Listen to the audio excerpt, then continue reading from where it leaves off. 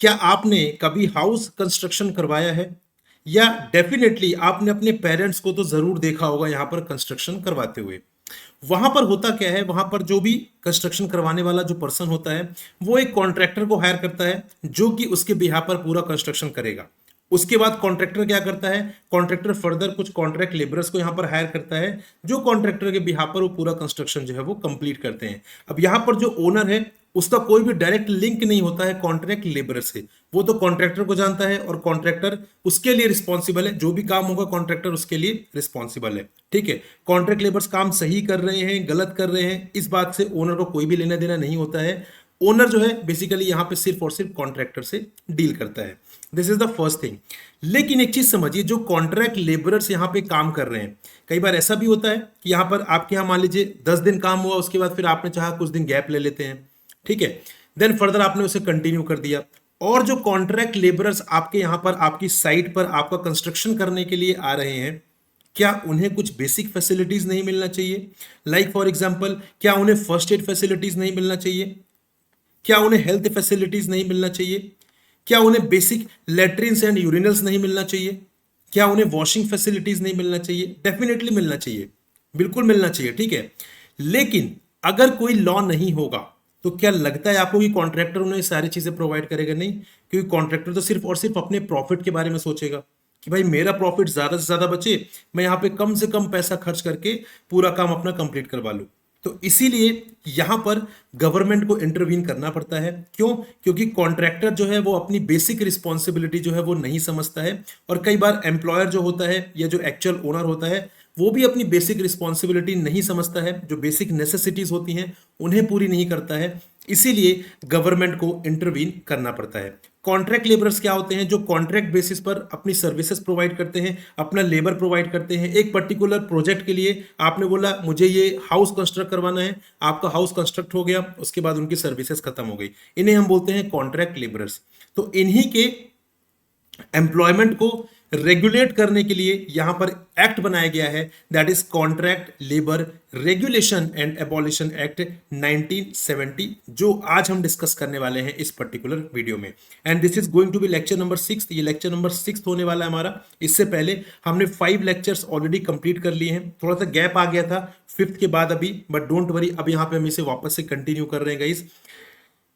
और ये जो हमारा डिस्कशन है ये हमारा हो रहा है इंडस्ट्रियल रिलेशंस, जो हमारा टॉपिक है लेबर लॉज, उससे रिलेटेड जो कंपोनेंट है आपका यूपीएससी ईपीएफओ एग्जामिनेशन में। बहुत ज्यादा टाइम नहीं बचा हुआ है आपके एग्जाम के लिए guys, so this is very very important कि आप सारे एक्ट्स को बहुत अच्छे तरीके से कवर करें, क्योंकि ये एक स्पेशल कंपोनेंट है और इसका वेटेज भी बहुत ज्यादा है। So hello friends, welcome to the channel, my name is Prakash. Let's start the discussion of Contract Labor Regulation and Abolition Act 1970, which is again one of the most important act in your labor laws subcomponent. Start करते हैं discussion. सबसे पहले guys objective of the act. ठीक है, objective of the act, किसी भी act को बनाने के पीछे ऑब्जेक्टिव डेफिनेटली होता है। जिस तरीके से आपका ऑब्जेक्टिव क्या है कि मुझे ईपीएफओ एग्जाम क्लियर करना है, इसी तरीके से किसी एक्ट को भी बिना किसी ऑब्जेक्टिव के इनैक्ट नहीं किया जाता है। So there are objectives. यहां पे इस एक्ट का ऑब्जेक्टिव क्या है? An act to regulate the employment of contract labour in certain establishments. ठीक है, कुछ सर्टेन एस्टैब्लिशमेंट्स में से वो कौन से होंगे वो भी मैं डिस्कस करूंगा आपके साथ। कुछ सर्टेन एस्टैब्लिशमेंट्स में जहां पर भी कॉन्ट्रैक्ट लेबरर काम कर रहे हैं उनके एम्प्लॉयमेंट को रेगुलेट करना। रेगुलेट करना क्यों है? अगर रेगुलेट नहीं किया जाएगा देन कहीं ना कहीं उनका एक्सप्लॉइटेशन होगा, कहीं ना कहीं जो उनका हक है वो यहां पर दबाया जाएगा। किसके साइड से? कॉन्ट्रैक्टर के साइड से। इसीलिए इस चीज को इंश्योर करना है कि जो कॉन्ट्रैक्ट लेबरर्स हैं उनको उनके सारे राइट्स मिले, किसी भी तरीके से कोई उन्हें एक्सप्लॉइट ना कर पाए। और अगर यहां पर कोई एक्ट है तब तो आपको उसे कंप्लायंस करना ही पड़ेगा।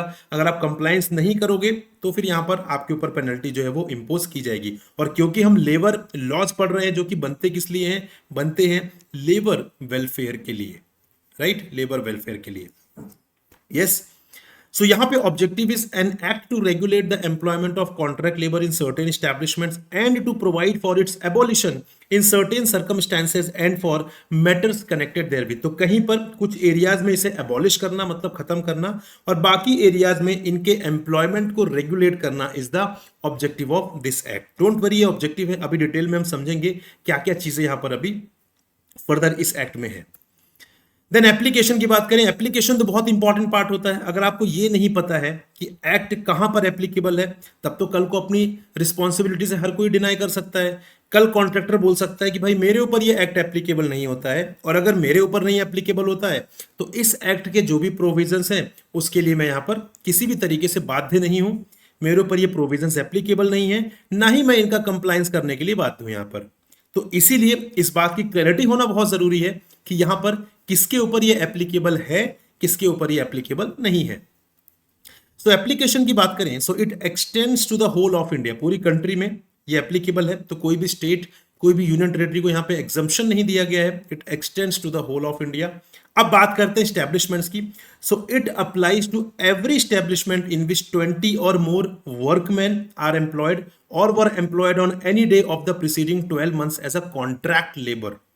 ठीक है, तो यहां पर ऐसा कोई भी स्टैब्लिशमेंट जहां पे 20 या उससे ज्यादा वर्कमैन एसोसिएटेड है, या पिछले 12 महीनों में किसी एक दिन के लिए भी ये लिमिट 20 या उससे ज्यादा क्रॉस कर गई थी एज अ कॉन्ट्रैक्ट लेबर, ये चीज याद रखिएगा, एज अ कॉन्ट्रैक्ट लेबर, तो फिर उस स्टैब्लिशमेंट के ऊपर बाय डिफॉल्ट ये एक्ट एप्लीकेबल हो जाएगा। साथ ही साथ अगर कोई कॉन्ट्रैक्टर है जिसने यहां पे 20 या उससे ज्यादा वर्कमैन को हायर किया है, कॉन्ट्रैक्ट लेबर को हायर किया है, ठीक है जी, या फिर पिछले 12 महीने में किसी भी एक दिन उसने ये लिमिट जो है 20 या उससे ज्यादा पहुंच गई है, तो उस कॉन्ट्रैक्टर के ऊपर भी एप्लीकेबल होगा। ना this point is very very important. आपके एग्जाम में अक्सर इस टाइप के क्वेश्चंस आ जाते हैं जहां पे फिर ऑप्शंस होते हैं 20 और मोर, 50 और मोर, 100 और मोर। तो आपको ये चीज याद रखनी है। थोड़ा सा डिफिकल्टी होगी क्योंकि बहुत सारे एक्ट्स में लिमिट है, but guys this is important. When you would be revising for 2-3 times, it would be easy for you to retain this facts. अगर यहाँ पे अप्रोप्रिएट गवर्नमेंट को लगता है, ठीक है, अप्रोप्रिएट गवर्नमेंट कौन होता है, तो यहाँ पे या तो सेंट्रल गवर्नमेंट भी या तो स्टेट गवर्नमेंट भी, डिपेंड करता है कि कौन सा स्टैब्लिशमेंट किस गवर्नमेंट के जुरिस्डिक्शन में फॉल होता है। अगर कोई स्टैब्लिशमेंट सेंट्रल गवर्नमेंट के जुरिस्डिक्शन में फॉल होता है तो central government will be the appropriate government. कोई स्टैब्लिशमेंट स्टेट गवर्नमेंट के ज्यूरिसडिक्शन में फॉल होता है, so state government will be the appropriate government. अब यहां पर अगर अप्रोप्रिएट गवर्नमेंट को लगता है कि यहां पर कोई ऐसा स्टैब्लिशमेंट है जहां पर 20 से कम कॉन्ट्रैक्ट लेबरर्स काम कर रहे हैं, ठीक है, 20 से कम कॉन्ट्रैक्ट लेबरर्स काम कर रहे हैं, लेकिन फिर भी हम चाहते हैं, अप्रोप्रिएट गवर्नमेंट चाहती है कि ये एक्ट उस स्टैब्लिशमेंट के ऊपर एप्लीकेबल होना चाहिए, तो भी हो सकता है। लेकिन उसके लिए अप्रोप्रिएट गवर्नमेंट क्या करेगी, 2 महीने का नोटिस देगी, किसको, उस स्टैब्लिशमेंट को या उस कॉन्ट्रैक्टर को, कि भाई हम चाहते हैं आपके ऊपर ये एक्ट एप्लीकेबल हो, और इसका मतलब है कि इस एक्ट के जो भी प्रोविजंस हैं उनका कंप्लायंस आपको करना पड़ेगा, और इस चीज के लिए हम आपको 2 महीने का एडवांस नोटिस दे रहे हैं। जो भी प्रिपरेशन करनी है कर लीजिए, 2 महीने के बाद आपके ऊपर ये एक्ट जो है वो एप्लीकेबल हो जाएगा। ठीक है, क्लियर है। मूविंग अहेड, आगे बढ़ते हैं एप्लीकेशन कैटेगरी में ही। It shall not apply to establishments in which work only of an intermittent or casual nature is perform. तो ये ऐसे किसी भी एस्टैब्लिशमेंट पर एप्लीकेबल नहीं है जहां पर इंटरमिटेंट मतलब ऐसा होता है कि टेम्पररी बेसिस, रुक रुक के जहां पे काम होता है, ठीक है, और कैजुअल नेचर का काम तो आपको पता है। तो जहां पर भी जिस एस्टैब्लिशमेंट में इंटरमिटेंट नेचर का या कैजुअल नेचर का काम होता है उसके ऊपर यहां पर ये एक्ट एप्लीकेबल नहीं होगा। If a question arises whether work performed in an establishment is of an intermittent or casual nature, the appropriate government shall decide after consultation with central board or as the case may be state board, and decision it will be final। तो अगर यहाँ पे कोई question आता है कि यार अगर यहाँ पे आप बोल रहे हो नहीं नहीं हमारे यहाँ पर तो जो काम होता है उसका नेचर इंटरमिटेंट नेचर का है, रुक रुक के काम होता है, लेकिन वहां के जो सपोज वर्कमैन है वो बोल रहे नहीं नहीं यहाँ पे तो रेगुलर पेरिनियल नेचर का काम होता है। तो अगर ऐसा कोई क्वेश्चन अराइज होता है कि इंटरमिटेंट नेचर का है या नहीं है, कैजुअल नेचर का है या नहीं है, तो उसे कौन डिसाइड करेगा, उसे अप्रोप्रिएट गवर्नमेंट ही डिसाइड करेगी। कंपनी का मालिक, एस्टैब्लिशमेंट का जो ओनर है वो डिसाइड नहीं करेगा, या कॉन्ट्रैक्टर डिसाइड नहीं करेगा, अप्रोप्रिएट गवर्नमेंट डिसाइड करेगी। इसके पहले वो कंसल्टेशन करेंगे सेंट्रल बोर्ड से और स्टेट बोर्ड से, इसके बारे में अभी हम पढ़ने वाले हैं। उसके बाद अप्रोप्रिएट गवर्नमेंट डिसाइड करेगी कि भाई यहाँ पर ये जो है कैजुअल नेचर का है या नहीं है, इंटरमिटेंट नेचर का है या नहीं है। Work performed in establishment shall not be deemed to be an intermittent nature. ठीक है, तो यहां पे जो वर्क परफॉर्म किया जा रहा है एस्टैब्लिशमेंट में, तो उसे यहां पर इंटरमिटेंट नेचर का कंसिडर नहीं किया जाएगा। किस केस में, अगर यहां पे if it was perform for more than 120 days in the preceding 12 months. तो अगर यहां पे ये बात है कि हमारे यहाँ पर जो काम हो रहा है वो इंटरमिटेंट नेचर का है, तो यहां पर एक और थोड़ा सा क्लैरिटी दे दी गई है ताकि क्वेश्चन डिस्प्यूट कम अराइज हो। तो ये कहा गया है कि वर्क जो परफॉर्म हो रहा है किसी भी स्टैब्लिशमेंट में, उसे यहां पर इंटरमिटेंट नेचर का नहीं माना जाएगा अगर वो काम पिछले 12 महीने में 120 दिन से ज्यादा हुआ है, 120 दिन से ज्यादा हुआ है। और अगर कोई सीजनल कैरेक्टर है, कोई सीजनल नेचर का कोई काम है, तो वो यहां पर एक साल में 60 डेज से ज्यादा अगर वहां पर काम हुआ है, तो फिर उस काम को इंटरमिटेंट नेचर का नहीं कंसिडर किया जाएगा। ठीक है जी। किसे नहीं कंसिडर किया जाएगा? इंटरमिटेंट नेचर का काम, वो काम नहीं कंसिडर किया जाएगा अगर कोई रेगुलर स्टैब्लिशमेंट है, थ्रू आउट द ईयर काम करता है, पिछले 12 महीने में अगर वो जो पर्टिकुलर काम है, कोई भी काम है, अगर वो 120 डेज से ज्यादा हुआ है पिछले 12 महीने में, तो उसे इंटरमीडिएट नेचर का नहीं माना जाएगा। और अगर सीजनल नेचर का कोई स्टैब्लिशमेंट है जो सीजनल बेसिस पर काम करता है, वहां पर एक साल में अगर 60 डेज से ज्यादा वो काम हुआ है, तो फिर उसे इंटरमीडिएट नेचर का नहीं माना जाएगा। ठीक है, इंटरमीडिएट नेचर का नहीं माना जाएगा तो ये एक्ट एप्लीकेबल हो जाएगा। एक्ट एप्लीकेबल हो जाएगा तो इसका कंप्लायंस करने की रिस्पॉन्सिबिलिटी स्टैब्लिशमेंट के ओनर की हो जाएगी और कॉन्ट्रैक्टर की भी हो जाएगी, एज द केस में भी। डेफिनेशंस की बात करते हैं, कॉन्ट्रैक्ट लेबर। ठीक है, अब हम पढ़ी कॉन्ट्रैक्ट लेबर के बारे में रहे, तो इट इज इंपॉर्टेंट कि हमें यहां पर उसकी डेफिनेशन भी क्लियर होनी चाहिए। So workman shall be deemed to be employed as a contract labour in an establishment when he is hired in or in connection with such work by or through a contractor with or without the knowledge of the principal employer। किसे बोला जा रहा है? एक workman को contract labour तब कहा जा रहा है जब उसे किसी पर्टिकुलर काम के लिए कॉन्ट्रैक्टर ने हायर किया हुआ है। जैसे मैंने आपको यहां पर हाउस कंस्ट्रक्शन वाला एग्जांपल दिया था, वहां पर हाउस कंस्ट्रक्शन के लिए जो कॉन्ट्रैक्टर है उसने कुछ लेबरर्स को, कुछ वर्कमैन को हायर कर लिया कॉन्ट्रैक्ट बेसिस पर कि भाई हमें ये बिल्डिंग जो है वो कंस्ट्रक्ट करनी है, उसके बाद हमारा जो काम है वो खत्म हो जाएगा। तो यहां पर किसी पर्टिकुलर काम के लिए किसी वर्कमैन को यहां पर हायर किया जा रहा है, तो उस वर्कमैन को कॉन्ट्रैक्ट लेबर हम तब मानेंगे जब उस काम को करने के लिए कॉन्ट्रैक्टर ने उसे हायर किया है, भले ही इस बात का आइडिया प्रिंसिपल एम्प्लॉयर को हो या ना हो। राइट, अब प्रिंसिपल एम्प्लॉयर ने क्या किया? प्रिंसिपल एम्प्लॉयर ने तो यहां पर किससे डील की है? उसकी जो डील है बेसिकली वो है कॉन्ट्रैक्टर से। यहां पे प्रिंसिपल एम्प्लॉयर और कॉन्ट्रैक्टर के बीच की डील है। अब यहां पर प्रिंसिपल एम्प्लॉयर को किस चीज से मतलब है कि भाई मेरा काम आप कर दीजिए। अब कॉन्ट्रैक्टर उस काम को करने के लिए कितने वर्कमैन को लेकर आ रहा है, कितने कॉन्ट्रैक्ट लेबरर्स को लेकर आ रहा है, वो कॉन्ट्रैक्टर की सिरदर्दी है। ठीक है, वो कॉन्ट्रैक्टर का प्रॉब्लम है। प्रिंसिपल एम्प्लॉयर को तो इस बात से मतलब है कि भाई आपको मेरा काम करना है, जो हमारे बीच में डील हुई है, पेमेंट आपको उसी के हिसाब से मिलेगा। ठीक है जी। अगली डेफिनेशन है डेफिनेशन ऑफ वर्कमैन। वर्कमैन हम किसे बोल रहे हैं?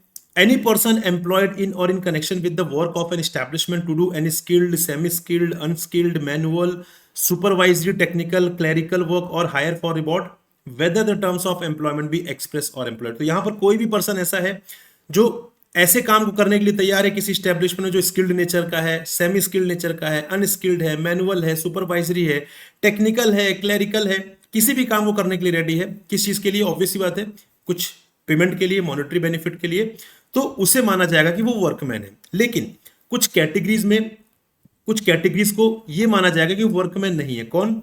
A person who is employed mainly in a managerial और एडमिनिस्ट्रेटिव कैपेसिटी। ऐसा कोई पर्सन जो एक मैनेजर के फॉर्म में है, जो मैनेजरियल ड्यूटी परफॉर्म कर रहा है, जो एडमिनिस्ट्रेशन कैपेसिटी में काम कर रहा है, उसे यहां पर वर्कमैन नहीं माना जाएगा। अगर वर्कमैन नहीं माना जाएगा तो ऑब्वियस बात है उसके ऊपर ये एक्ट एप्लीकेबल नहीं होगा। एक्ट एप्लीकेबल नहीं होगा तो जो बेनिफिट्स यहां पर मेंशन्ड है वो उसे नहीं मिलेंगे। सिंपल सी क्लैरिफिकेशन है। A person who being employed in a supervisory capacity, हमने क्या देखा था यहां पर कि सुपरवाइजरी कैपेसिटी में कोई पर्सन काम कर रहा है तो वो वर्कमैन तो है, बट यहां पर ये बोला जा रहा है कि कोई पर्सन जो सुपरवाइजरी कैपेसिटी में एम्प्लॉयड तो है, लेकिन उसकी वेज जो है वो 500 रुपीज से ज्यादा है पर मंथ की, या फिर वो मैनेजरियल नेचर का काम कर रहा है, तो भी वो वर्कमैन नहीं कंसिडर किया जाएगा। No, you would say sir 500 rupees तो बहुत कम है। कोई भी पर्सन जो काम कर रहा है, कुछ भी काम कर रहा है, एटलीस्ट 500 रुपीज पर मंथ तो अर्न कर रहा है। बिल्कुल आपकी बात सही है। हम गाइज एक्ट पढ़ रहे हैं 1970 का, 1970 का लगभग, आज से अगर देखा जाए so you can say 55 years, लगभग 55 ईयर्स पहले का एक्ट हम यहां पर पढ़ रहे हैं। तो 55 ईयर्स पहले इस 500 रुपीज पर मंथ की वैल्यू आप समझ सकते हैं। राइट, चेंजेस नहीं किए गए समय के साथ, इसलिए लिमिट यही सेम रखी गई है। प्रैक्टिकल यहां पर रेलेवेंस देखें इसका, तो करंट रेलेवेंस बहुत ज्यादा नहीं है यहां पर। ठीक है जी, क्योंकि ये जो लिमिट है ये तो अचीव हो ही जाती है। Further who is an out worker, जो यहां पर आउट वर्कर है उसे भी यहां पर वर्कमैन नहीं माना गया। आउट वर्कर का मतलब क्या है? मान लेते कोई कंपनी है, कोई स्टैब्लिशमेंट है जो यहां पर क्या कर रही है, यहां पर पेन बना रही है। ठीक है, उसने पेन बना दिया, अब बाकी उसकी पैकिंग और लेबलिंग के लिए उन्होंने आउटसोर्स कर दिया कि भाई एक काम करो, आप इसको यहाँ पे पैकिंग लेबलिंग कर दो। इसे हम बोलते हैं आउट वर्कर। तो जिस वर्कर को ये आउटसोर्स किया गया है काम, उसे हम बोल रहे हैं आउट वर्कर, और आउट वर्कर को भी यहां पर वर्कमैन कंसिडर नहीं किया जा रहा है। चलिए आगे बढ़ते हैं कोर प्रोविजन की तरफ। Provision is central advisory board. Provision is central advisory board, ठीक है। सेंट्रल एडवाइजरी बोर्ड क्या है? सेंट्रल एडवाइजरी बोर्ड यहां पर the central government shall as soon as may be constitute a board to be called the central advisory contract labour board, ठीक है। तो यहां पे सेंट्रल गवर्नमेंट जो है वो क्या करेगी, एक बोर्ड जो है वो कॉन्स्टिट्यूट करेगी जिसे हम बोलेंगे central advisory contract labour board. किस पर्पस के लिए भाई? To advise the central government on such matters arising out of the administration of this act as may be referred to it and to carry out other functions assigned to it under this act। तो इस act को किस तरीके से proper तरीके से administer किया जा सकता है, इस चीज की एडवाइस कौन करेगा? सेंट्रल एडवाइजरी बोर्ड किसको देगी? सेंट्रल गवर्नमेंट को। क्योंकि देखिए सेंट्रल गवर्नमेंट के पास जरूरी तो नहीं कि हर बात का उनके पास एक्सपर्टीज है, हर एरियाज का, हर फील्ड का उनके पास एक्सपर्टीज है, ऐसा तो बिल्कुल भी नहीं है, ठीक है जी। तो उनके पास हर फील्ड का एक्सपर्टीज तो नहीं है। तो जो एक्सपर्ट्स हैं उनकी एक कमेटी बनती है, उनका एक बोर्ड बनता है, और वो गवर्नमेंट को रेकमेंड करते हैं कि इस एक्ट को अगर हम चाहते हैं कि स्मूथली यहां पर काम करे, इसके प्रॉपर एडमिनिस्ट्रेशन के लिए, स्मूथ एडमिनिस्ट्रेशन के लिए यहां पर हम ये बोर्ड बना रहे हैं, बोर्ड हमें क्या करेगा, यहां पर एडवाइस करेगा, ठीक है। अब बोर्ड बना है तो कुछ लोग भी होंगे। तो लोग कौन से होंगे? पहली बात एक चेयरमैन होंगे, ठीक है, जो यहां पे सेंट्रल गवर्नमेंट अपॉइंट करेगी।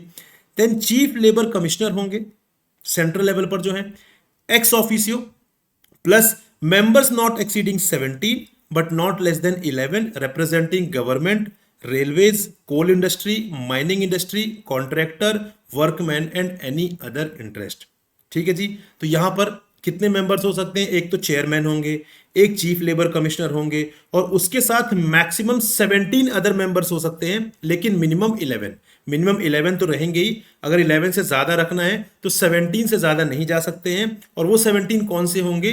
जो यहाँ पे गवर्नमेंट को रिप्रेजेंट कर रहे होंगे, कुछ लोग रेलवेज को, कुछ लोग कोल को, कुछ लोग माइनिंग इंडस्ट्री को, कुछ लोग कॉन्ट्रैक्टर को, कुछ वर्कमैन को, एंड एक्सेट्रा, ठीक है। Further, the number of members nominated to represent the workmen shall not be less than the number of members nominated to represent the principal employers and the contractors। तो यहां पर जितने members workman को represent करेंगे, उतने ही members यहां पर उतने या उससे कम मेंबर जो हैं वो प्रिंसिपल एम्प्लॉयर और कॉन्ट्रैक्टर के रिप्रेजेंटेटिव रहेंगे। क्योंकि कल को अगर वोटिंग करने की बात आएगी तो ऑब्वियसली बात है, अगर वर्कमैन के रिप्रेजेंटेटिव्स की नंबर कम है, देन इन दैट केस तो फिर वोटिंग का कोई मतलब नहीं है उनके लिए, ठीक है। हम बना क्यों रहे हैं इसको? ताकि हम चाहें कि हम ये चाहते हैं कि इस एक्ट को स्मूथली यहाँ पे जो है तो एडमिनिस्टर किया जा सके, इंप्लीमेंट किया जा सके, ठीक है। अब हम ये एक्ट ही पढ़ रहे हैं लेबर वेलफेयर के लिए, है कि नहीं? लेबर वेलफेयर के लिए हम ये एक्ट ही पढ़ रहे हैं। अगर ऐसा नहीं होगा तो फिर कैसे पॉसिबल होगा, ठीक है। अगर यहां पर हम उनकी ही बात नहीं सुनेंगे, हम वर्कमैन की ही बात नहीं सुनेंगे, उनको ही अपनी बात रखने का मौका नहीं देंगे, देन तो फिर यहाँ पे उनको इस तरीके से एक्ट को बनाने का कोई मतलब ही नहीं रह जाएगा। इसीलिए यहाँ पर जो नंबर ऑफ मेंबर्स हैं जो यहाँ पे रिप्रेजेंट करेंगे वर्कमैन को, ठीक है जी, वो किसी भी हालत में प्रिंसिपल एम्प्लॉयर और कॉन्ट्रैक्टर के नंबर्स के या तो इक्वल होंगे या तो उससे ज्यादा होंगे, कम नहीं हो सकते हैं। इसी तरीके से स्टेट लेवल पर स्टेट एडवाइजरी बोर्ड बनाई जाएगी। तो वो क्या करेगी? वो स्टेट गवर्नमेंट को एडवाइस करेगी, ठीक है जी, वो स्टेट गवर्नमेंट को एडवाइस करेगी यहां पर। तो the state government shall as soon as may be constitute a board to be called as the central advisory contract labour board, ठीक है। तो यहां पे सेंट्रल लेवल स्टेट गवर्नमेंट पर, स्टेट लेवल पर क्या करेगी? स्टेट लेवल पर कौन करेगा? स्टेट लेवल पर स्टेट गवर्नमेंट जो है वो यहां पर एक बोर्ड बनाएगी। काम इनका भी सेम रहेगा, उनका सेंट्रल लेवल पर रहेगा, इनका स्टेट लेवल पर रहेगा, ठीक है जी। यहां पर कौन होगा? यहां पर कमिश्नर एक्स ऑफिशियो रहेंगे, मेंबर्स रहेंगे मैक्सिमम 11 हो सकते हैं, मिनिमम 9 हो सकते हैं। ये नंबर्स वेरी वेरी इंपॉर्टेंट, ये आपके एग्जाम में पूछे जा सकते हैं। और ये जो मेंबर्स हैं, ठीक है, मिनिमम 9 मैक्सिमम 11, ये अगेन गवर्नमेंट को रिप्रेजेंट करेंगे, इंडस्ट्री को रिप्रेजेंट करेंगे, कॉन्ट्रैक्टर्स को, वर्कमैन को या अदर लोगों को, ठीक है। और number of members nominated to represent the workman shall not be less than the number of members nominated to represent the principal employers and the contractors. Same provision, ठीक है, वो सेंट्रल लेवल पे था, ये स्टेट लेवल पर रहेगा। Then आगे बढ़ते हैं, appointment of registering officers and registration of establishment. अब यहां पर एक चीज समझिए, अगर मैं एक एक्ट बना रहा हूं, ठीक है, अगर एक एक्ट बन रहा है किसके बेनिफिट के लिए? कॉन्ट्रैक्ट लेबरर्स के बेनिफिट के लिए। ठीक है, उनके एम्प्लॉयमेंट को रेगुलेट करने के लिए। तो इस बात का नॉलेज भी तो होना चाहिए गवर्नमेंट के पास कि भाई कौन कौन से स्टैब्लिशमेंट में कितने कॉन्ट्रैक्ट लेबरर्स यहां पर एसोसिएटेड है, तभी तो जाकर आप उन्हें बेनिफिट दे पाएंगे, तभी तो आप उनके एम्प्लॉयमेंट को रेगुलेट कर पाएंगे। अगर आपको यही नहीं पता है कि कितने स्टैब्लिशमेंट्स हैं, कितने स्टैब्लिशमेंट में कितने कॉन्ट्रैक्ट लेबरर्स काम कर रहे हैं, तो फिर बेनिफिट हम कैसे दे पाएंगे? हम इस चीज को कैसे ट्रैक कर पाएंगे कि यहां पर एक्ट का प्रॉपर तरीके से इंप्लीमेंटेशन हो रहा है कि नहीं हो रहा है? ठीक है, उसका कंप्लाइंस सही हो रहा है कि नहीं हो रहा, वायलेशन तो नहीं हो रहा है। इसके लिए हमें ये तो पता होना चाहिए कि कहां कहां पर ये एक्ट एप्लीकेबल है और वहां पर कितने कॉन्ट्रैक्ट लेबरर्स हैं। और इसीलिए यहां पर रजिस्टरिंग ऑफिसर को अपॉइंट किया जाएगा, जिनका काम रहेगा इन एस्टैब्लिशमेंट्स को रजिस्टर करना जिनके ऊपर ये एक्ट एप्लीकेबल है। ठीक है, तो अप्रोप्रिएट गवर्नमेंट में appoint such persons being gazetted officer of the government as it thinks fit to be registering officer. जो भी गेजेटेड ऑफिसर होंगे वहां पे गवर्नमेंट क्या करेगी, गवर्नमेंट उन्हें यहां पर रजिस्टरिंग ऑफिसर के फॉर्म में अपॉइंट कर देगी। फिर उसके बाद principal employer of an establishment to which this act applies shall make an application to the registering officer in the prescribed manner for the registration of the establishment। Principal employer क्या करेगा, एक बार principal employer की responsibility यहां पर बन जाएगी। ठीक है, प्रिंसिपल एम्प्लॉयर की यहां पर रिस्पॉन्सिबिलिटी बन जाएगी, भाई जैसे ही आपके ऊपर ये एक्ट एप्लीकेबल होता है आप क्या करेंगे, यहां पर आप यहां पर सीधा अपने स्टैब्लिशमेंट को रजिस्टर करवाएंगे। ठीक है, सीधा अपने स्टैब्लिशमेंट्स को आप रजिस्टर करवाएंगे, राइट, सीधा आप स्टैब्लिशमेंट को रजिस्टर करवाएंगे यहां पर। और उसके लिए क्या करना होगा, उसके लिए आपको यहां पर एप्लीकेशन भेजनी पड़ेगी, किसके पास, रजिस्टरिंग ऑफिसर के पास। If the application for registration is complete in all respects the registering officer shall register the establishment and issue to the principal employer of the establishment a certificate of registration। तो जो भी यहाँ पर document भेजे हैं, जो भी particulars यहाँ पे भेजे, सब कुछ कंप्लीट है, तो यहाँ पे उस स्टैब्लिशमेंट को रजिस्टर कर लिया जाएगा और यहाँ पे सर्टिफिकेट ऑफ रजिस्ट्रेशन जो है वो सेंड कर दिया जाएगा, किसको, एम्प्लॉयर को। तो ये जो रिस्पॉन्सिबिलिटी है, जो लाइबिलिटी है, वो एम्प्लॉयर के ऊपर ये रखा गया कि भाई जैसे ही आपके ऊपर ये एक्ट एप्लीकेबल होता है, आपके स्टैब्लिशमेंट के ऊपर ये एक्ट एप्लीकेबल होता है, आपकी रिस्पॉन्सिबिलिटी कि आप अपने स्टैब्लिशमेंट को रजिस्टर करवा लेंगे। ठीक है, चलिए जी, हमारे ऊपर एप्लीकेबल हो रहा था, हमने उसे करवा लिया रजिस्टर। लेकिन एक बार क्या रजिस्ट्रेशन हो गया तो उसे रिवोक किया जा सकता है। रिवोक का मतलब क्या होता है, रिवोक का मतलब होता है वापस लेना। ठीक है, अगर सिंपल शब्द में समझाऊं तो वापस लेना। तो क्या रजिस्ट्रेशन को रिवोक भी किया जा सकता है, क्या रजिस्ट्रेशन को वापस लिया जा सकता है? हाँ, कुछ केसेस में लिया जा सकता है। कौन से केसेस में लिया जा सकता है? If the registering officer is satisfied either on a reference made to him in this behalf or otherwise that the registration of any establishment has been obtained by misrepresentation or suppression of any material fact। तो अगर यहां पर registering officer को लगता है, वो satisfied है कि यहां पर जो रजिस्ट्रेशन आपने करवाया था अपने एस्टेब्लिशमेंट का, वो आपने मिस रिप्रेजेंटेशन के थ्रू करवाया था। ठीक है, इसका मतलब क्या है, इसका मतलब जैसे फॉर एग्जांपल मैं आपसे अगर बोलूं कि मान लीजिए मैं आपसे बोल रहा हूं कि मैं यहां पर, मैं अक्षय कुमार मेरे फैमिली मेंबर है, फॉर एग्जांपल मैं ऐसे बोलूं कि अक्षय कुमार मेरे फैमिली मेंबर है, तो अब मैं अपने आप को मिस रिप्रेजेंट कर रहा हूं। ठीक है, मैं यहां पे मिस रिप्रेजेंट कर रहा हूं। आप इस मिस रिप्रेजेंटेशन के चलते, इसके इन्फ्लुएंस में, अगर मैं आपसे बोलूं कि यार आप मुझे कुछ कैश दे दो, मैं आपको यहां पर मूवीज में चांस दे दूंगा, तो आपने क्या सोचा, यार ये तो अक्षय कुमार का फैमिली मेंबर है, मुझे पक्का ब्रेक मिल जाएगा। आपने उस इन्फ्लुएंस में आकर मुझे कैश दे दिया, वो क्या है, वो मिस रिप्रेजेंटेशन है। तो अगर यहां पर रजिस्टरिंग ऑफिसर को लगता है कि यहां पर किसी भी तरीके का मिस रिप्रेजेंटेशन हुआ है सर्टिफिकेट ऑफ रजिस्ट्रेशन लेने में, या फिर कुछ ऐसा फैक्ट था जिसे छुपाया गया है जो बताना चाहिए था, ठीक है, तो उस केस में क्या होगा, उस केस में यहां पर रजिस्ट्रेशन को रिवोक किया जा सकता है, या फर्दर उसे यह भी लगता है कि जो रजिस्ट्रेशन है वो यहां पर यूजलेस हो गया है, इनइफेक्टिव हो गया है, तो उसे भी रिवोक यहां पर किया जा सकता है। ठीक है, लेकिन यहां पर रिवोकेशन ऐसा नहीं, उसे लगता है ऐसे नहीं होगा काम। ठीक है भाई, आपने किसी को रजिस्ट्रेशन, आपने किसी का रजिस्ट्रेशन किया है, उसे सर्टिफिकेट ऑफ रजिस्ट्रेशन दिया है, ठीक है, सडनली आप रिवोक नहीं कर सकते, उसके लिए आपको यहां पर प्रीवियस अप्रूवल लेना पड़ेगा, किसका, एप्रोप्रिएट गवर्नमेंट का। तो यहां पर क्या होगा, यहां पर पहली बात वो सेटिस्फाइड है, उसके बाद वो अपना जो भी उसका सेटिस्फैक्शन के जो भी पीछे रीजंस हैं वो रीजंस भेजेगा रजिस्टरिंग ऑफिसर, किसको, एप्रोप्रिएट गवर्नमेंट को, कि मुझे ऐसा ऐसा लगता है कि इस एस्टेब्लिशमेंट के जो प्रिंसिपल एम्प्लॉयर हैं उन्होंने मिस रिप्रेजेंटेशन के थ्रू या मटेरियल फैक्ट को छुपा के, या इनका जो रजिस्ट्रेशन है वो इफेक्टिव नहीं है, तो हम यहाँ पे रिवोक कर सकते हैं क्या। तो एप्रोप्रिएट गवर्नमेंट अगर यहाँ पे अप्रूवल देगी तभी वो रिवोकेशन पॉसिबल हो पाएगा। क्या आपके एग्जाम पॉइंट ऑफ व्यू से इंपॉर्टेंट, जी हाँ, आपसे पूछा जा सकता है कि किन केसेस में रजिस्ट्रेशन को यहाँ पर रिवोक किया जा सकता है। चलिए जी, तो हमने क्या देखा कि यहां पर रजिस्ट्रेशन तो मैंडेटरी है, ठीक है। अब मान लेते हैं किसी ने रजिस्ट्रेशन नहीं करवाया, कोई प्रिंसिपल एम्प्लॉयर जिसके ऊपर ये एक्ट एप्लीकेबल था उसने यहां पर रजिस्ट्रेशन नहीं करवाया, तो उस केस में क्या होगा, no principal employer of an establishment to which this act applies shall employ contract labour in the establishment after the expiry of the period refer to in a or after the revocation of registration. तो यहां पर अगर यहां पर क्या हो रहा है, in the case of establishment required to be registered but which has not registered within the time fixed, तो यहां पर ऐसा कोई प्रिंसिपल एम्प्लॉयर जिसके ऊपर ये एक्ट एप्लीकेबल था, उसने यहां पर क्या किया, उसने रजिस्ट्रेशन के लिए एप्लीकेशन नहीं भेजा, ठीक है, राइट, एक पर्टिकुलर टाइम फ्रेम में, या फिर रजिस्टर हो चुका था बाद में रिवोक कर लिया गया। इन दोनों ही केसेस में क्या होगा, इन दोनों ही केसेस में वो जो एस्टेब्लिशमेंट है वहां पर किसी भी तरीके से कॉन्ट्रैक्ट लेबर को एम्प्लॉय नहीं किया जा सकता है, ठीक है जी। ये याद रखना, ये इफेक्ट ऑफ नॉन रजिस्ट्रेशन है। अगर आपने नहीं कराया या आपने कराया था रिवोक हो गया, इन दोनों ही केसेस में आप फर्दर अब कॉन्ट्रैक्ट लेबर को यहां पर हायर नहीं कर सकते। अब कोई बोलेगा सर कर लिया तो फिर पेनल्टी लगेगी, ठीक है जी, ये चीज है। देन फर्दर आगे बढ़ते हैं, prohibition of employment of contract labour. So the appropriate government may, after consultation with the central board or state board, prohibit the employment of contract labor in any process। अब हमने क्या देखा था, act का नाम क्या देखा था, contract labour regulation and abolition act 1970, याद है, रेगुलेशन एंड एबॉलिशन, रेगुलेट करना और एबॉलिश करना। तो यहां पर कॉन्ट्रैक्ट लेबर को प्रोहिबिट भी किया जा सकता है किसी पर्टिकुलर एस्टेब्लिशमेंट में, किसी पर्टिकुलर प्रोसेस से। तो उसके लिए क्या है यहां पर इंपॉर्टेंट पॉइंट्स, कि अप्रोप्रिएट गवर्नमेंट क्या करेगी, कंसल्ट करेगी पहले सेंट्रल बोर्ड और स्टेट बोर्ड से, एज द केस में भी, क्योंकि ऑब्वियस सी बात है, अगेन इनको बनाया ही इस पर्पस के लिए गया है, इनको स्टैब्लिश ही इस पर्पस के लिए किया गया है, ठीक है। तो यहां पर अगर किसी प्रोसेस से, किसी ऑपरेशन से, किसी वर्क से कॉन्ट्रैक्ट लेबर को यहां पे प्रोहिबिट करना है, तो उसके लिए अप्रोप्रिएट गवर्नमेंट कंसल्ट करेगी सेंट्रल बोर्ड से, स्टेट बोर्ड से।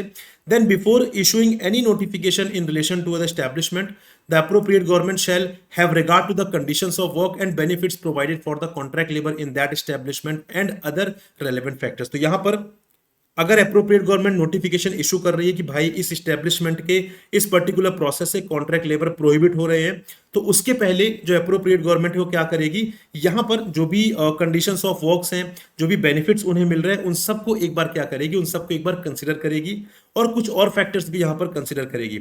लास्ट टाइम 2023 में यहां से क्वेश्चन आया था इस वाले पॉइंट से आपके इसमें, ठीक है।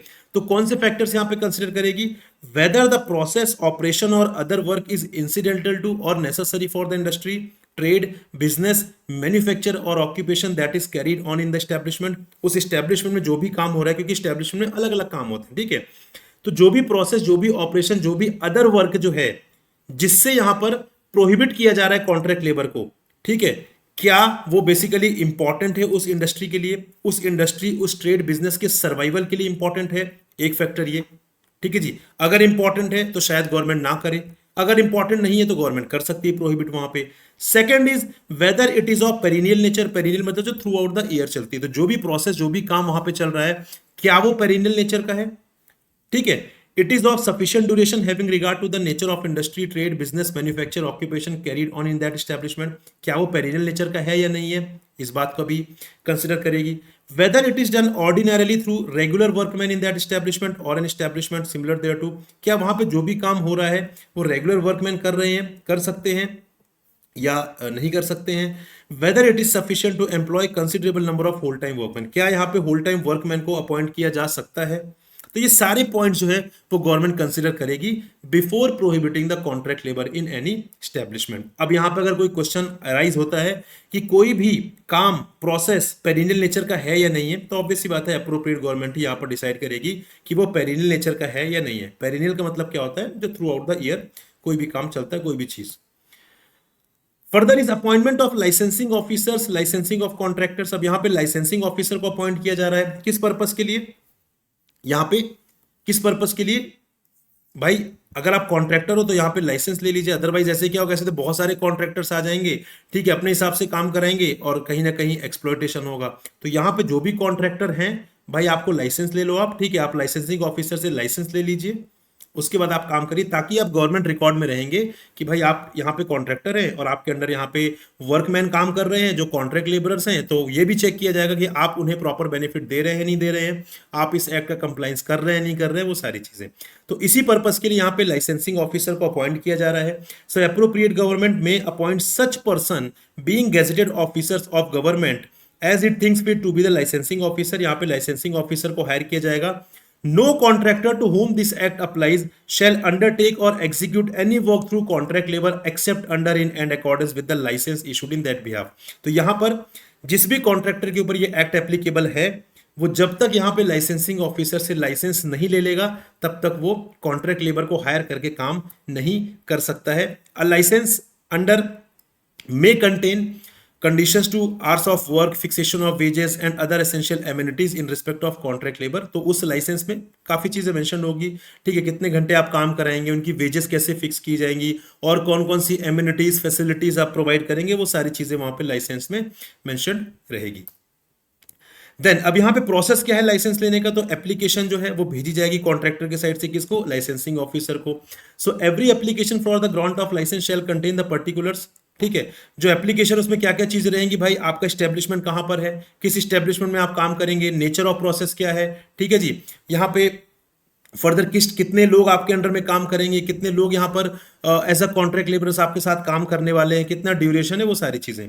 द लाइसेंसिंग ऑफिसर में make such investigation in respect of the application received. तो अगर यहाँ पे लाइसेंसिंग ऑफिसर को लगता है कि उन्हें इन्वेस्टिगेशन करने की जरूरत है, जो भी कॉन्ट्रैक्टर ने पर्टिकुलर्स मेंशन किए हैं एप्लीकेशन में उन्हें एक बार क्रॉस चेक करने की जरूरत है, तो वो भी कर लेगा। उसके बाद अगर उसे लगता है कि हाँ सब कुछ ठीक है, जो भी इंफॉर्मेशन दी गई थी एप्लीकेशन में बिल्कुल सही है, तो यहाँ पर लाइसेंस जो है वो इशू कर दिया जाएगा और उसकी वैलिडिटी जो है वो बेसिकली यहाँ पर डिसाइड की जाएगी। उसमें ही मेंशन रहेगी कब तक के लिए वैलिड है, उसे फिर यहाँ पर एडिशनल फीस देके हर बार रिन्यू कराया जा सकता है।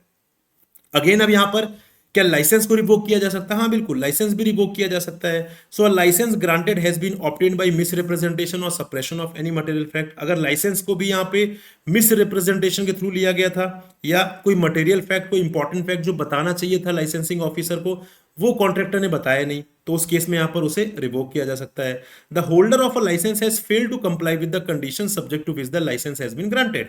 तो यहां पे जिन कंडीशंस के चलते लाइसेंस जो है वो ग्रांट किया गया था, भाई आपने एप्लीकेशन में जो जो चीजें लिखी थी, भाई मैं इतने घंटे काम कराऊंगा, इतने पैसे मैं दूंगा, ठीक है, आपने उन कंडीशंस का ब्रीच कर दिया, उन कंडीशंस को आपने वायलेट कर दिया, तो उस केस में क्या होगा, उस केस में यहां पर उसे रिवोक किया जा सकता है।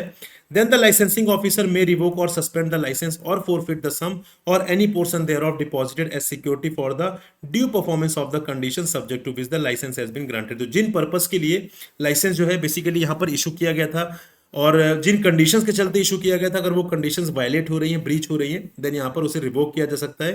जो सिक्योरिटी अमाउंट होगा उसे भी यहाँ पे विदहोल्ड किया जा सकता है, ताकि यहाँ पर आपने जो कंडीशंस मेंशन की थी, आपने जो एप्लीकेशन में दिया था, उसे आप पूरा करेंगे, ठीक है। अब any person agreed by an order may prefer an appeal to an appellate officer within 30 days from the date on which the order is communicated to him who shall be a person nominated in this behalf by the appropriate government. अब यहाँ पे अगर कोई person ऐसा है जिसे किसी भी तरीके से इशू है कोई, भाई अब लाइसेंसिंग ऑफिसर ने सपोज क्या किया, यहाँ पे कॉन्ट्रैक्टर का जो लाइसेंस है वो उसने रिवोक कर लिया, ठीक है, कॉन्ट्रैक्टर को जो लाइसेंस है उसने रिवोक कर लिया यहाँ पर। अब यहाँ पर क्या होगा, जब कॉन्ट्रैक्टर का लाइसेंस रिवोक कर लिया तो क्या उसके पास सारे रास्ते बंद है, क्या सारे रास्ते बंद हो गए, क्या नहीं, सारे रास्ते बंद नहीं हुए उसके पास यहाँ पर अभी रास्ते ओपन है, वो अपील कर सकता है विद इन 30 days, ठीक है, 30 दिन के अंदर वो अपील कर सकता है, जो भी अथॉरिटी यहाँ पर अपॉइंट की जाएगी, provided that the appellate officer may entertain the appeal after the expiry of said period of 30 days। 30 days के बाद भी अपील ली जा सकती है, लेकिन कोई सफिशिएंट रीजन होना चाहिए, ठीक है, ऐसा नहीं कि आपने बोला सर मैं भूल गया था, नहीं, हो सकता है जिसको अपील करनी थी उसका एक्सीडेंट हो गया, वो कोमा में चला गया, तो कोई सफिशिएंट कॉज है तो ये 30 दिन वाली लिमिट बढ़ाई जा सकती है, अदरवाइज बाय डिफॉल्ट 30 days ही रहेगा।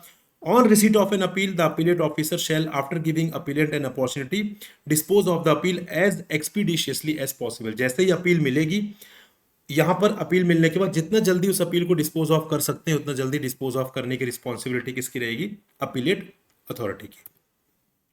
आगे बढ़ते हैं, welfare and health of a contract labour, ठीक है, तो यहाँ पे कुछ वेलफेयर फैसिलिटीज, कुछ हेल्थ फैसिलिटीज यहाँ पे प्रोवाइड की जाएंगी।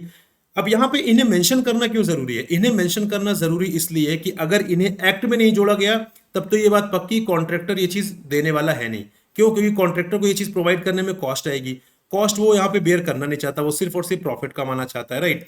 इसीलिए ये चीज इंपॉर्टेंट है यहाँ पर मेंशन करना। यहाँ पर मेंशन कर दिया, इसका मतलब अब आपको कंप्लायंस करना पड़ेगा।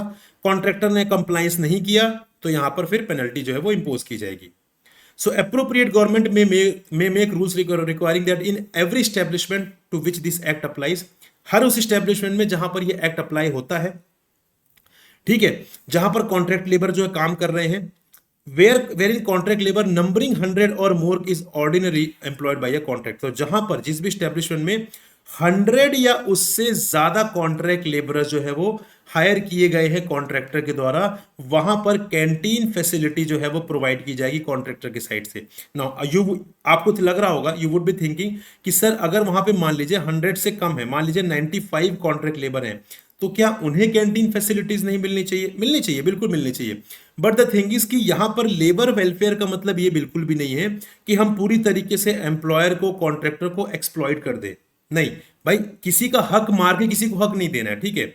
जिसका हक है उसे हक देना है, किसी को एक्सप्लॉइट नहीं करना है। तो अगर यहाँ पे कम कॉन्ट्रैक्ट लेबरर से मतलब प्रोजेक्ट भी छोटा है, बजट भी कम है, तो अगर वो कैंटीन फैसिलिटीज प्रोवाइड करेंगे तो काफी कॉस्टिंग उनकी वहां पर आ जाएगी। इसीलिए ऐसे केसेस में क्या होता है, ऐसे केसेस में number of employ, number of workman, number of contract labours ये मेंशन होते हैं, ठीक है जी। तो ये लिमिट बहुत इंपॉर्टेंट है, 100 और मोर। आपसे पूछा जा सकता है कि as per this particular act canteen facilities shall be provided by the contractor in which of the following case, in which 100 or more contract laborers are employed, 50 or more, 30 और मोर, 200 और मोर। तो आपको ये याद रखना है, ऐसे क्वेश्चंस बहुत कॉमनली पूछे जाते हैं ईपीएफओ एग्जाम में। सिमिलरली यहाँ पे रेस्ट रूम्स प्रोवाइड किए जाएंगे, ठीक है, जहां पर भी जिस भी प्लेस में कॉन्ट्रैक्ट लेबर को नाइट हॉल्ट करना पड़ रहा है, नाइट हॉल्ट करना पड़ रहा है एस्टेब्लिशमेंट के काम करते हुए, ठीक है, वहां पर क्या होगा, वहां पर कॉन्ट्रैक्ट लेबर को क्या करना पड़ेगा भाई, आपको रेस्ट रूम्स प्रोवाइड करना पड़ेगा, ठीक है, जो कि मेंटेन करने की रिस्पॉन्सिबिलिटी कॉन्ट्रैक्टर की ही होगी, ठीक है, कॉन्ट्रैक्टर की ही रिस्पॉन्सिबिलिटी होगी यहां उसे मेंटेन करने की। और जो रेस्ट रूम है वो प्रॉपर तरीके से यहां पर वेल लाइटेड होना चाहिए, वेंटिलेटेड होना चाहिए, क्लीन होना चाहिए, कंफर्टेबल। ऐसा नहीं कि आपने बस देने के लिए आपने दे दिया रेस्ट रूम, ऐसा नहीं भाई, वहां पे पता चले आपने पूरा पैक कर दिया, वेंटिलेशन ही नहीं है, प्रॉपर लाइट ही नहीं है, वहां पे कोई लेटरिन्स भी नहीं है, यूरिनल्स भी नहीं है, तो फिर तो बहुत डिफिकल्ट हो जाएगा ना। तो यहां पे बेसिक जो फैसिलिटीज है सारी चीजें प्रोवाइड करना पड़ेगा।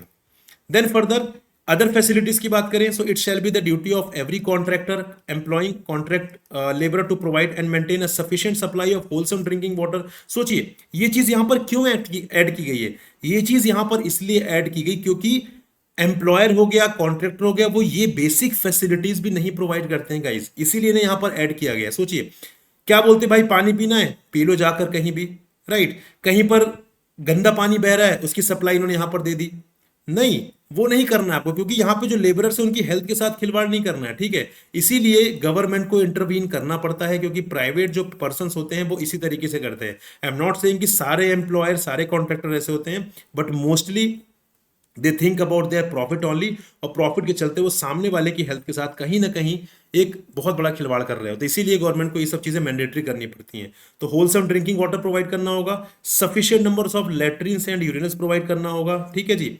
ऐसा नहीं कि आपने उसको प्रोवाइड ही नहीं किया, भाई जिसको भी यहाँ पर यूज करना है लेटरिन यूरिनल वो कहीं भी जाकर देख ले, ऐसा नहीं हो पाएगा, ठीक है। वॉशिंग फैसिलिटीज, भाई आप यहाँ पे कंस्ट्रक्शन वर्क से सपोज जुड़े हुए हैं, ठीक है, अगर आप कंस्ट्रक्शन वर्क से जुड़े हुए हैं तो आप जब काम कर रहे हो ऑब्वियस सी बात है वहां पर आपके पूरे कपड़े भी गंदे हो जाएंगे, ठीक है, तो वॉशिंग फैसिलिटीज तो होनी चाहिए। तो ये सारी बेसिक चीजें हैं।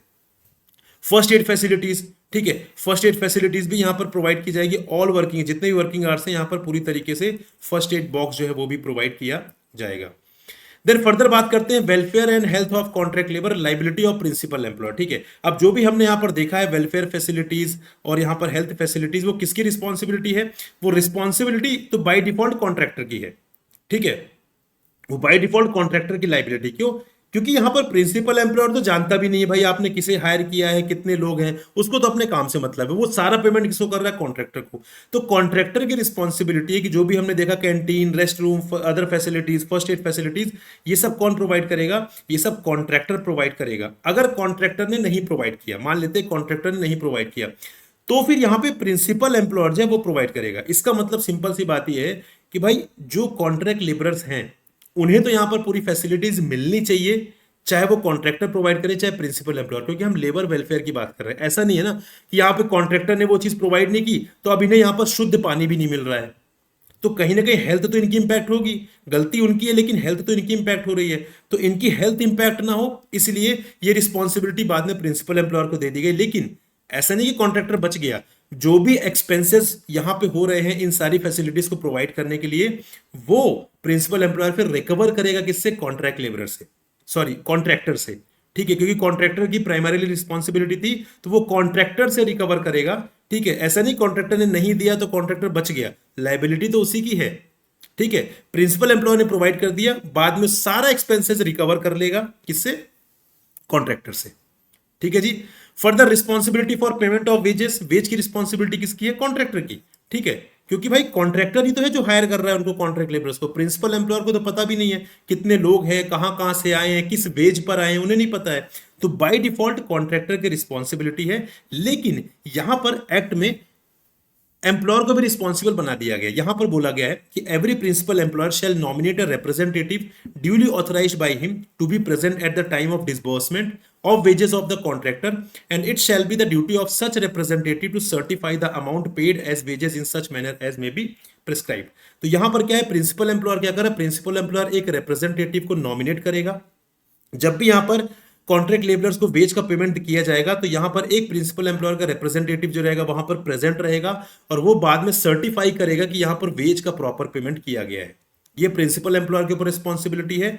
बाद में यहां पर कॉन्ट्रैक्टर के ऊपर रिस्पॉन्सिबिलिटी दी गई कि आप तब तक वेज का डिसबर्समेंट नहीं करेंगे जब तक वहां पर प्रिंसिपल एम्प्लॉयर का ऑथराइज्ड रिप्रेजेंटेटिव नहीं आ जाता है।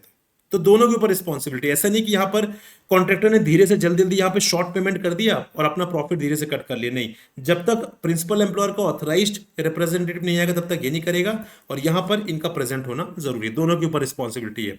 अगर मान लीजिए पेमेंट करने में यहां पर कॉन्ट्रैक्टर फेल हो जाता है, कॉन्ट्रैक्ट लेबरर्स को पेमेंट नहीं करता है, शॉर्ट पेमेंट करता है, फेल हो जाता है, डिफॉल्ट कर देता है, तो ऐसा नहीं कि अगर वो डिफॉल्ट कर दिया तो फिर यहां पे इनको वेज नहीं मिलेगी, इन्होंने तो मेहनत की हुई है। तो प्रिंसिपल एम्प्लॉयर की रिस्पॉन्सिबल बनाया गया कि प्रिंसिपल एम्प्लॉयर की रिस्पॉन्सिबिलिटी कि भाई आप यहां पर पेमेंट करोगे। ऐसा नहीं कि बस एम्प्लॉयर जो कॉन्ट्रैक्टर है वो बच गया अपनी रिस्पॉन्सिबिलिटी से, नहीं। यहां पर पेमेंट तो एम्प्लॉयर कर देगा लेकिन बाद में उसे रिकवर भी वो कर लेगा। ठीक है, तो प्राइमा फेसी जो है, प्राइमरीली जो रिस्पॉन्सिबिलिटी है वो किसकी है? वो यहां पर प्रिंसिपल एम्प्लॉयर की है। अगर सॉरी प्राइमरीली रिस्पॉन्सिबिलिटी कॉन्ट्रैक्टर की है। अगर कॉन्ट्रैक्टर डिफॉल्ट करता है तो प्रिंसिपल एम्प्लॉयर आएगा, बट उनको वो फैसिलिटीज मिलेंगी। बाद में प्रिंसिपल एम्प्लॉयर जो है वो अपने एक्सपेंसेस जो भी अमाउंट है वो यहां पे रिकवर कर लेगा कॉन्ट्रैक्टर से। Right guys, so this is all with respect to this particular session. I hope you enjoyed the discussion guys. आइए कुछ क्वेश्चंस डिस्कस करते हैं, देखते हैं आपकी अंडरस्टैंडिंग किस लेवल पर है यहाँ पर। So under the Contract Labor Regulation and Abolition Act 1970, the total number of members of the Central Advisory Board other than the chairman and the Chief Labor Commissioner Central shall not exceed 11, 13, 19, 17। ऐसे questions आते हैं guys। Right answer is option number C here, that is sorry option number D here, that is 17। ठीक है, हमने देखा था ये, right? Next is which one of the following nature of work shall not be taken into account while the appropriate government considers prohibiting employment of contract labor in an establishment under the Contract Labor Regulation and Abolition Act 1970। बताइए इनमें से कौन सा काम है, कौन सा factor है जो कंसिडर यहाँ पे नहीं किया जाएगा? हमने डिस्कस किया था, मैंने आपसे बताया भी था कि एग्जाम में आया था। So right answer is option number D here, that is the work is of intermediate nature, क्योंकि यहाँ पर क्या कंसिडर करेगी? The work is of perennial nature, perennial nature का यहाँ पे कंसिडर करेगी। ठीक है, so this is the right answer here. Right guys, so friends this is all with respect to this discussion. I hope you enjoyed the discussion. And अभी आपके exam में लगभग यू कैन से कि 50 days का time है आपके EPFO examination में guys. And यहाँ पे if you haven't started the preparation guys, preparation start कर लीजिए, क्योंकि अभी भी टाइम है, आप इस एग्जाम को क्वालिफाई कर सकते हैं। बहुत अच्छा एग्जाम है, रेगुलर एग्जाम नहीं है, बहुत अच्छी पोजीशन मिल रही है, डायरेक्टली आप असिस्टेंट प्रोविडेंट फंड कमिश्नर बन सकते हैं यहाँ पर, अगर आपने इसे क्वालिफाई कर लिया तो। गाइज इसके लिए भी हमने यहाँ पे कोर्स, डेडिकेटेड कोर्स लॉन्च किए हैं। मैं आपको एक बार बता देता हूँ किस तरीके से आप उसे एनरोल कर सकते हैं। राइट, आप चाहें तो वहां पर उसे एनरोल करके डायरेक्टली आप सीधा हमारे कोर्स हमसे जुड़ सकते हैं, क्योंकि यहाँ पर आपको लाइव क्लासेस मिलेंगी, एमसीक्यूज मिलेंगे, नोट्स मिलेंगे, सारी चीजें आपको यहाँ पर मिलेंगी। तो आपको करना क्या, आपको गूगल पे टेक्स्ट बुक पे जाना है, टेक्स्ट बुक की जो आपको यहाँ पे जो लिंक है आएगी, फर्स्ट नंबर की लिंक, उस पर क्लिक करना है आपको। देन यहाँ पे you will see the option of super coaching, आपको यहाँ पे सुपर कोचिंग ऑप्शन दिखेगा, क्लिक करिए यहाँ पर। क्लिक करने के बाद आपको बहुत सारे एग्जाम्स दिखेंगे यहाँ पर, ठीक है। उसमें आपको क्लिक करना है ईपीएफओ एग्जाम्स में। ईपीएफओ एग्जाम्स में जाकर आपको क्या करना है, यहाँ पे दो कोर्सेज है, कॉम्प्रिहेंसिव और स्पेशल सब्जेक्ट। स्पेशल मतलब जैसे IR, labour law, social security, accounts, auditing, ये स्पेशल सब्जेक्ट वाला कोर्स हो गया। मान लेते हैं कॉम्प्रिहेंसिव कोर्स में आपको एनरोल करना है गाइस, तो कॉम्प्रिहेंसिव कोर्स में आप क्लिक करेंगे दिस वन फर्स्ट वाले में। यहाँ पे आप स्क्रॉल डाउन करिए, आपको सारी इंफॉर्मेशन मिल जाएगी कोर्स के बारे में। You will read about the faculties here, ठीक है। देन फर्दर आपको यहाँ पर डेमो क्लासेस भी देखने के लिए मिल जाएंगी। आप डेमो क्लासेस भी यहाँ पर देख सकते हैं सारी फैकल्टीज की। लाइक अगर आप यहाँ पे क्लिक करेंगे प्रकाश सिंह मेरे नाम पर, तो आपको यहाँ पे अलग अलग सब्जेक्ट्स की जो मैं पढ़ा रहा हूँ आपको, उसकी आपको डेमो क्लासेस देखने के लिए मिल जाएंगी। आपको नोट्स का रेफरेंस यहाँ पे देखने के लिए मिल जाएगा, ठीक है जी। फर्दर यहाँ पे इसकी इन सब के बाद अगर आपको लगता है कि yes this course is going to help me to clear this examination, then आप क्या कर सकते हैं, यहाँ पर आप सिंपली इस एग्जाम के लिए प्रिपेयर कर सकते हैं गाइस। यहाँ पे आप कूपन कोड अप्लाई करिए प्रकाश, जिसके थ्रू आपको मैक्सिमम डिस्काउंट मिल जाएगा, ठीक है। प्रकाश आप यहाँ पे कूपन कोड यूज करिए, स्पेलिंग सही यूज करिएगा प्रकाश। आप जैसे ही इसे अप्लाई करेंगे आपको यहाँ पे मैक्सिमम डिस्काउंट जो है वो मिल जाएगा यहाँ पे, ठीक है, दिस वन। इसके बाद आप इसे एनरोल कर सकते हैं गाइस, राइट फ्रेंड्स। तो इस तरीके से आप प्रिपरेशन करके गाइस हमारे साथ जुड़ सकते हैं। इस तरीके से आप इस कोर्स के थ्रू हमसे जुड़ सकते हैं और प्रिपरेशन कर सकते हैं। बहुत सारे स्टूडेंट्स ने ऑलरेडी इसका एडवांटेज ले लिया है गाइस, आप भी ले सकते हैं और इसे इस कोर्स के थ्रू प्रिपरेशन कर सकते हैं, क्योंकि 12-13 कंपोनेंट्स हैं, ठीक है। जो कॉस्ट में दिखा रहा हूँ वो तो कुछ भी नहीं है। आप एक दिन रेस्टोरेंट जाते हैं उतने में, उस कॉस्ट पे आप उतना पैसा खर्च करके आ जाते हैं। इसके लिए अपने करियर के लिए आप एटलीस्ट इतना तो बेयर कर ही सकते हैं। और यहाँ पे 12-13 कंपोनेंट्स है गाइस, आई थिंक ये तो बिल्कुल भी कॉस्ट जो है वो बिल्कुल भी आपके मतलब बिल्कुल ही मतलब कॉस्ट तो बिल्कुल वर्थ ही नहीं है। मतलब एक प्रकार से काइंड ऑफ बहुत ही नेग्लिजिबल अमाउंट है जो हम चार्ज कर रहे हैं, क्योंकि हम चाहते हैं जो लोग यहाँ पे प्रिपरेशन कर रहे हैं गाइस उन्हें यहाँ पे मोस्ट अफोर्डेबल कोर्स मिले, ठीक है। इवन जब मैं यहाँ पे प्रिपरेशन करता था यूपीएससी सिविल सर्विसेज की, मुझे भी लगता था कि रिसोर्सेज लिमिटेड है, उसमें कोई बेस्ट कोर्स मिल जाए। तो वही कोशिश हमारी कि आपको बेस्ट कोर्स यहाँ पे मोस्ट अफोर्डेबल प्राइस पर हम प्रोवाइड कर सकें। उसके लिए आप कोड यूज करिए प्रकाश, आपको बेस्ट कोर्स जो है वो अफोर्डेबल प्राइस पर मिल जाएगा। साथ ही साथ मेरा टेलीग्राम ग्रुप जरूर ज्वाइन करिए, इसको स्कैन कर लीजिए, टेलीग्राम ग्रुप ज्वाइन करिए, वहां पे आप मुझसे टच में रह सकते हैं। बहुत सारे स्टूडेंट्स ऑलरेडी इसका फायदा ले रहे हैं, आप भी लीजिएगा, ठीक है। So this is all for this video, will meet in another video guys, till then goodbye, happy learning. Comment करके जरूर बताइए डिस्कशन कैसा लगा, बाय बाय।